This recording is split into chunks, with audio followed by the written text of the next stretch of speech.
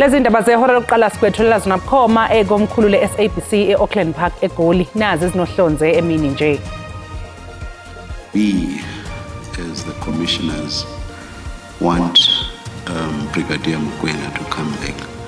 Is it possible for him to come back this afternoon? Over the weekend is that he would prefer Kruger comes and confirms confirmation. Namhlanje ikhomishana eholwa ijaji uMbuyiseli Madlanga iyaqhubeka nokulalela ubufakazi bamaphoyisa ekhona ngosuku okwaboshwa ngalo usomabhizinisi uKatiso KT Mulife. I saw all of them lying there on the stoop. The blood was all over them.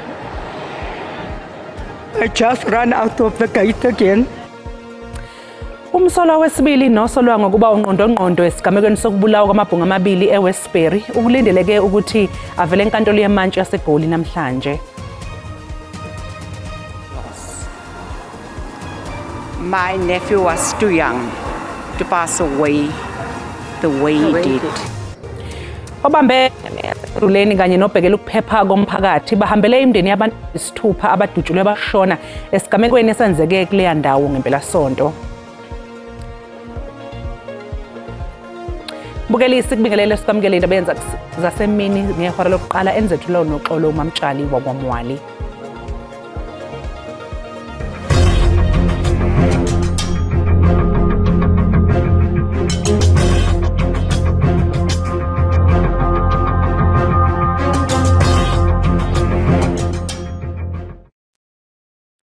Ikhomishana kaMadlanga engenele osukwini lwama-22 namhlanje isifake isimemo sokuthi kuphinde kubizwe kabusha esigcawini uBrigadier Lisiba Mokoena wama-Hawks ngenhloso yokuphosela inselele ubufakazi bakhe bangesonto ledlule. Insolo eyiphathelene nokuthi kungenzeka ukuthi ama-Hawks azama ukuphazamisa ukuboshwa kaKatiso Mulife ngonyaka owedlule kuseyithebeni zokuqhubeka kwekhomishana kaMadlanga. Omunye wofakazi banamhlanje ovele phambi kwekhomishana iphoyisa owarrant officer Sabelonkosi wama-Hawks utshele isigcawu ukuthi kwamangaza ukuthi uBrigadier Lisiba Mokoena amjube emzini kaMolife eSandton okuyibanga elaliqhele ngaphezulu kwamakhilomitha angama-60. Unkosi uthi uma kwakuyisimo esiphuthuma ngendlela esasichazwa ngawo sabantu abazenza amaphoyisa kwaMlife kwakufanele kuthunywe amaphoyisa aseduzane nomuzi kaMlife kodwa kuzange kwenziwe kanjalo. To me, that area where the address is, we do have local police station there. And then if it was such an agency, because compared to me driving, because when I opened the GPS to that particular address, it was 60-something kilometers.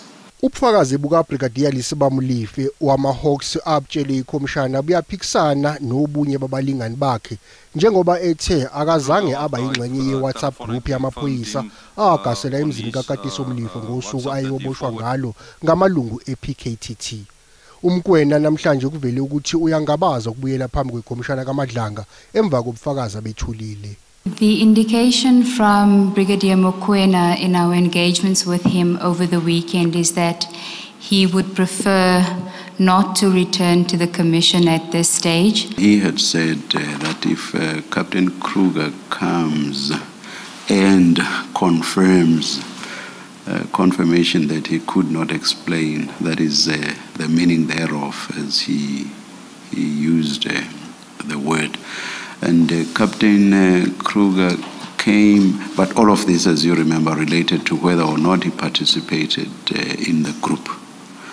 And he said he did not, and Captain Kruger said he did.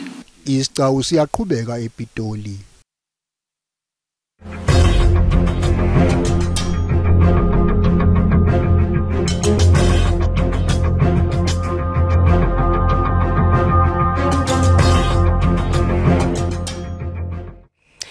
Obambe njengemeya yaseGuruleni kanye nobhekele ukuphepha komphakathi bahambela imndeni yabantu abayisithupha abadutshulwe bashona esigamekweni esenzeke kuleya ndawo ngempelasonto. Kulesi sigameko kulimale nabanye abathathu. Imndeni yezisulu ikhala ngobugebengu obudlangile kule ndawo ithi kucekela phansi ikusasa labantu abasha. The loss is big. It's a big loss.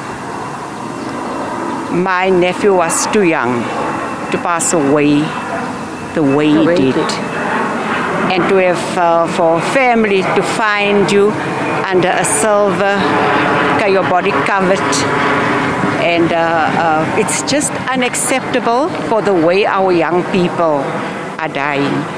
Oyikhansela lendawo uthi ukubonakala komkhuzo wamaphoyisa kuzwelonke uJenene uFane Masemola ehambele kulendawo emva kwesigameko kanye noNdunankulu uPanyaza Lesufi kubanika ithemba ngophenyo oluqhubekayo.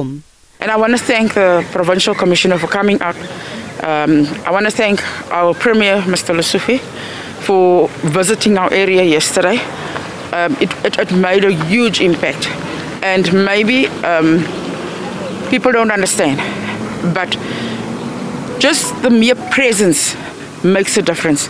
Ikhansela lincome nokutshalwa kwamaphoyisa ukuqapha isimo lithi kubonakala kwenza umehluko omkhulu futhi kuzosiza kakhulu ekulweni nobugebengu kulendawo. Amaphoyisa ayaqhubeka nophenyo lokuthungathwa kwabasolwa kanti ke neziphathimandla zasekuruleni zihambele imindeni yezisulu kuyobhonga emswaneni namhlanje. Umsolwa oneminyaka engama-36 ubudala kulindeleke ukuthi avele enkantolo yeMantshi eGoli njengoba ebhekene noxhaxha lwamacala afaka phakathi ukubulala kanye nokuzama ukubulala. Lokhu kuyamenene nesigameko esenzeke eWestbury eGoli. Ukuzwa kabanzi-ke mbukeli ngokuqhubeka enkantolo namhlanje sixhumane nentatheli SABC uCalvin Dludla. Cebisa sikubingelele sikwamukele endabeni zehora emini. Sicela nje ukuthi sichazele ngosekuhlaluke enkantolo namhlanje. Asibingelele noxolo sibingelele nombukeli wendaba ze-SABC esekhaya inkanankana indida umchayo wamamboza lo wenzeka la inzuka ayike iqobolwayo njengoba sithe mangabe sifike ekseni satshelwa ukuthi ke kulindwe idokodo lelo okuyilona eliqukethe icala kumele lithathwe lelo dokodo linikezwe umshushiso omkhulu okuyena ozokwazi ukuthi alithathe bese ku-allocatewa noma kunikezwa imanje ukube yiyona ezokwazi ukuqula leli cala kodwa sithe mangabe sizwa kwathiwa idokodo likafiki sithe khambeni kwesikhathi sabe sesizwa kuthiwa ke umsolwa usefikile la lo msolo obumusho uma ngabe ungenisa oneminyaka engama-36 kwathi ufikile la enkantolo sithe mangabe sesizwa ke emva kwalokho sabe sesitshelwa ukuthi ke umshushisi akagculisekile enhlobo ngobufakazi obulelo dokodo ukhala ngokuthi ke engathi abenele ukuthi kungaba ubufakazi obuzokwethulwa enkantolo sitshelwe ukuthi ke ube sethatha lona lelo dokodo lecala owaselibuyisela emuva emaphoyiseni okuyiwona phenya lolu daba ukuthi kube khona imininingwane ethile noxolo ayingezayo amaphoyisa ukuze icala lizokwazi ukuba nesindo ngeke ngakhuluma ke nogogo walapha eWestbury ke ugogo ke wezinye zeyisule ezashona kulesigameko uyasho ukuthi ke amaphoyisa asefikile kwakhe lapha eWestbury afike athatha ke istatimende uma ngabe emtshela wona amtshela ukuthi asazohamba kwabanye abantu ukuze ke eyokwazi ukuthi ke athathe ezinye futhi istatimende azokwazi ukuthi ayifake kuleli dokodo ukuze leli dokodo libe nesindo ngoba akhala ngakho kakhulu umshushisi masizwa noxolo ukuthi lo muntu olomsolwa lo ozovela la enkantolo kulamakhasi noma kulemniningwane engaphakathi kuleli dokodo akukho kumiyamanisa naleli cala futhi akekho umuntu oshoyo owethula ubufakazi noma istatement kuleli dokodo oshoyo ukuthi naye lo msolwa wayekhona ngosuku lwesigameko futhi wambona ekhipha isibhamu edubula noma eyamaniseka nalesi sigameko ngakho ke manje baqeda kuzosichazela kahle abavele enkantolo ukuthi ke kuthiwe silinde kuze kushaya ihora lesibili ngoba noxolo amaphoyisa asaqoqa obunye ubufakazi azobuthatha ke alethe lelo dokodo kube sekubuya kuye kumshushisi waleli cala ukuthi ke lobu bufakazi obuzokwethulwa yena ngokwakhe ubona kubufakazi obenele yini ukuthi icala lingaqala. Sibonge kakhulu ke mbukeli lo bekuCalvin wakwaDludla ebesixoxisana naye ke mayilana nodaba lwalapha eWestbury lapho kwadutshulwa kwabulawa abantu khona. Kanti bangabe siqhubekela phambili inkantolo yeMantshi yaseGolini ke bonke laba bathengisa kwezinye ingxenye zenkaba yeGoli ukusuka namhlanje kuze kube umhla ziyi-18 kwephezulu ukuba babhalisele amabhizinisi abo bese ke beyahlinzekwa ngeindawo abazothengisela kuzo. Lokhu kuza emva kokuba inhlangano ebhekele inhlalo yabantu iSeri ihambise umkhandlu dolobha iGoli enkantolo ngesenzo sawo sokususa laba bathengisayo kuzo lezi indawo. Ukususwa kwabathengisa kwezinye ingxenye zenkaba yedolobha iGoli yona into eholele ekutheni inhlangano ebhekele isimo senhlalo yabantu iSeri inquma ukuthatha umkhandlu dolobha iGoli usenkantolo yeMantshi yaseGoli. Lenkantolo ibisinikezele izinhlangothi zombili isikhathi sokuba zithole engavumelana ngakho. Ngaphandle kwenkantolo bebebaningi abantu kanti bebeseka lezi inhlangothi zombili ngokwehlukana kwazo. Isero kuyinhlangano eseka laba abasuswe endaweni abathengisela kuzo kulolu daba imekutheni ukususwa kwabo kungukuphula amalungelo abo. Nokho inkantolo ihambisane nomkhandlu dolobha njengoba ithi kufanele kuqinisekiswe ukuthi wonke umuntu othengisa kulezi indawo akube ngumuntu okulelizwe ngokusemthethweni. At the end we are happy that i-judge ithatha isinqumo esifanele ukuthi isithathe vele ngoba izwe leli South Africa is for South Africans. We are very much excited about the outcome. The verification process which we're talking about is going to happen. Umkhandlu dolobha usithakasele kakhulu lesi sinqumo senkantolo wabalula ukuthi iyona nto obuyilwela vele lena. This is what we have been advocating for the longest time, and this judgment is in line with the Constitutional Court order of 2013. So it will bring some form of order and reduce lawlessness within the De Villiers and other precincts in the city of Johannesburg. Umkhandlu dolobha ubume ekutheni wona ufuna idolobha iGoli libuyele esimeni salo bese kulandeleke nomthetho. Mbukeli okomanje sathi nje keqhunga ngapha ngaseyitolo kanti bangabe sibuya sokuphathela uWT. We are therefore submitting before this court that we are abandoning the bail application worship. Umsolwa obhekene necala lokubulala abantu abahlanu endaweni yokucima ukoma eBrokenspruit usesilaxazile isicelo sebail kanti icala lakhe libe selihlehisela uMasingana wangonyaka ozayo.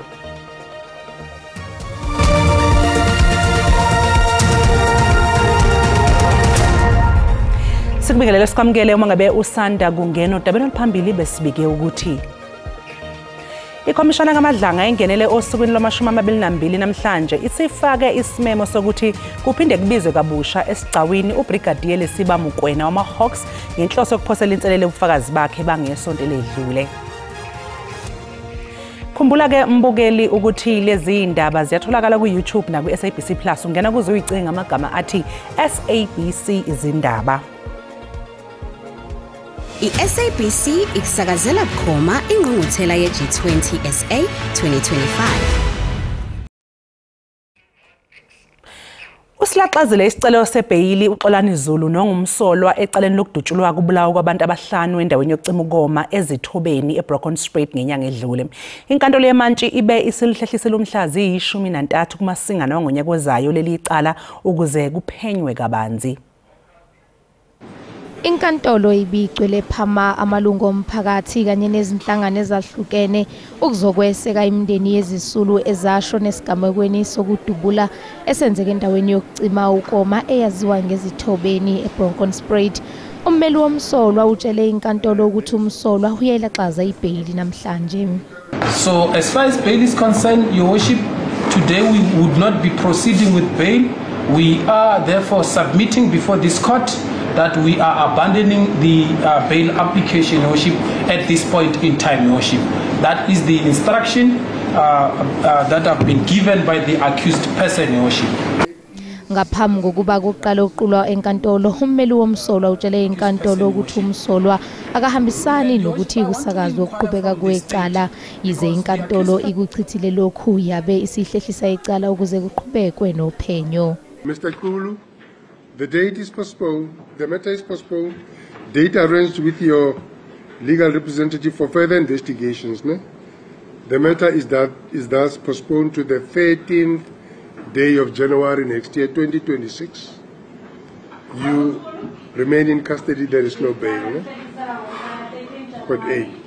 Kulindeleke ukuba kwengezwe omunye umsolwa oyamaniswana lesigameko. Ngesikhathi eqhubeka nokuphekwa ngemibuzo umsolwa oqala umuzi Sibiya ecaleni lokubulala kaSenzomeyiwa ubuzwe ukuthi zikhona yini izithombe athwetshulwa zona ngesikhathi buya kokhomba indawo ehamba noKennel uHadebe. Umsolwa wokuqala umuzi Sibiya uthi wathathwa amaphoyisa amasipala ePitoli amhambisa eFosloras nalapho afike amshaya khona. Ama traffic cop angithatha ePitori sanawe eFosloras lafika ngishaya khona asuka eFosloras saya eAlbertine mayisifike Albertine mase khanjwa ama traffic cop asala kwakhona ama TRT esaya nawo lapha ayawuhade ayetha ngikhombe khona. Uthe wayengakhumbuli okwenza ngesikhathi ebuya noKenel Hadebe eFosloras ukuyokhomba izindawo, kodwa uma kukhulunywa ngezithombe khona akukhumbulayo. Inkulumo embi kade ithe qaleni bengakhumbula ukuthi uma sibuya noHadebe yini eyenzakalayo, kodwa mase kuthiwa ngashutha izithombe kukhona nezithombe la engigumule khona sengiyasho ukuthi mina mase sibuya le akaze ngize ngishuthe izithombe, akaze ngize kube nesikhathi engigumula khona mase sibuya futhi. Ubuzo ukuthi lezi izithombe eziphambi kwenkantolo ezikhombisa umfanekiso wakhe uyaqala yini ukuzibona namhlanje? Ngoba nje umshushise engibuza ngazi hayi ukuthi ngibona ukuthi ngiqala ukuyibona lezi izithombe lezi, angiqala ukuyibona, kodwa lento esengibuza ngayo ukuthi kunezithombe ezashuthwa sengilokhu sengibuya le ngiqala ukuyizwa le ukuthi kunezithombe ezashuthwa sengibuya le mina, ngoba ngiyasho ukuthi izithombe engashuthwa zona mina izithombe engashuthwa zona before ngisayina amaloko amaphepha la ngawasaniswa uHadebe. Icala liyaqhubeka. Owake wabanga umengameli we-ANC uThabo Mbeki wexwayise iqembu ngokuthi uqhekeko lwamalungu ngaphakathi enhlanganweni luzobeka engcupheni ukusimama kwe-ANC. Ubekhuluma namalungu ophiko lweingwevu ze-ANC i-Veterans League esithangamini sesifundo ngezombusazwe besiqhubeka eNelson Mandela Bay e-Eastern Cape. Isilumkiso esisuka kumaqala e-ANC Mbeki uthi kukho abo babuyisela mva lombutho kwangaphakathi kulombutho. Uthi lombutho awunako ukusombulula imingeni yelizwe de uzivuselele wona ngokutsha. Uthi utshintsho maluqale ezansi kumasebe alombutho. But renewal becomes very critically important in terms of the survival of the movement. And in a sense takes priority over everything else. Because without this instrument, the ANC, we're unable to solve any of our problems. Not a single major problem we'll solve without this organization called the ANC. Iphiko lamaqala kulombutho belishukuxa ukwehla kwenkxaso yalombutho kwaneyanhlukwano yangaphakathi. Being in power is rapidly becoming a source of political bankruptcy in that members of the ANC fight for deployment either as councillors, MPLs and MPs respectively, as if there is no tomorrow. Lenhlanganiso ikwave ukuba ukungabikho kozinzo kwigingqi iNelson Mandela Bay kubangelwa kungaboni ngasonye kwinkokheli zalombutho. A timeline ekuthiwa within 6 weeks we should be able to embark on a program. So siyenzile ke lo commitment apha phakathi sonke sivuma amabakala esinawo, sivuma into yokuba siza kwenza ngcono ngaphambili. Kwindaba ze-SABC ndingusisipho Ncumbe eGqeberha. Unobhala jikelele we-SACP uSoli Mapayila usegxeke izinsongo ezenziwe umengameli waseMelika uDonald Trump zokuhlasela iNigeria njengoba eyisola ngokulwa namakholwa entshonalanga yezwekazi iAfrika. Iqembu lezombusazwe e-SACP ithi yize iqeda iminyaka engama-70 umqulo enkululeko kodwa kuningi okusezinhlelweni zalo kungakafezeki njengoba ziseningi izingqinamba ezikhungethe izwe. We are unhappy about the state of affairs. I mean, the people are living in poverty, inequalities are deepening, there's no work, the right to work is not guaranteed in this country. And it's in the Freedom Charter, this question of the right to work. Kuphinde kwadingidwa nezinhlelo zeqembu njengoba kubhekwa ukhethweni lohulumeni bezindawo ngonyaka ozayo. We're still going ahead to contest elections as the SACP. Of course, we're engaging with a variety of organizations in some areas, for instance, depending on the outcome of those discussions. We could participate as fronts. Mapayela uphinde wagxeka inkulumo kaTrump esongela elaseNigeria. This is completely unacceptable. We condemn this in the strongest terms possible as the SACP, the violation of international law, the violation of national sovereignty of other countries, the bullying tactics of the United States of America.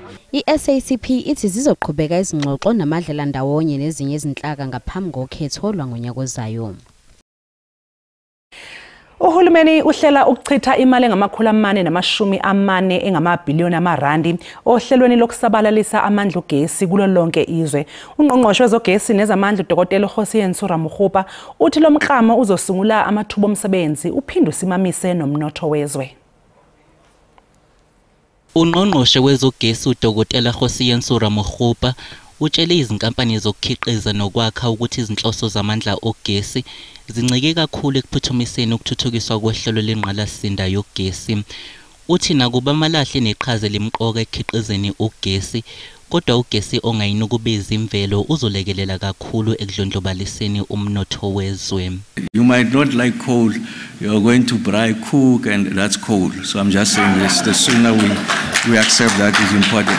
But does that mean we must relinquish this? No, because the reason why we are building this program is because we want renewables.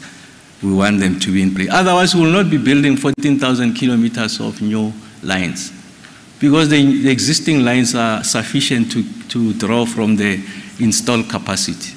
Uthi lolu hlelo lukahulumeni lokukhiqiza ugesi IRP luzokhiqiza amandla ugesi athe xaxa ngonyaka u2039. Uthi lokhu kuzofezekiswa ngokukhiqiza ugesi ngomoya, igesi kanye namandla enuzi. We take a dim view of those who want to undermine our transformation objectives, an exceptionally dim view. And I was saying that given the lessons from the IPP program, I think we're going to correct that situation. Mokgopa uqhube wathi lolu hlelo luzosatshalaliswa nakwezinye izingxenye zezwe. Mbukeli umhlahlo wesimo sezulu uzolandela emva kwekhefu.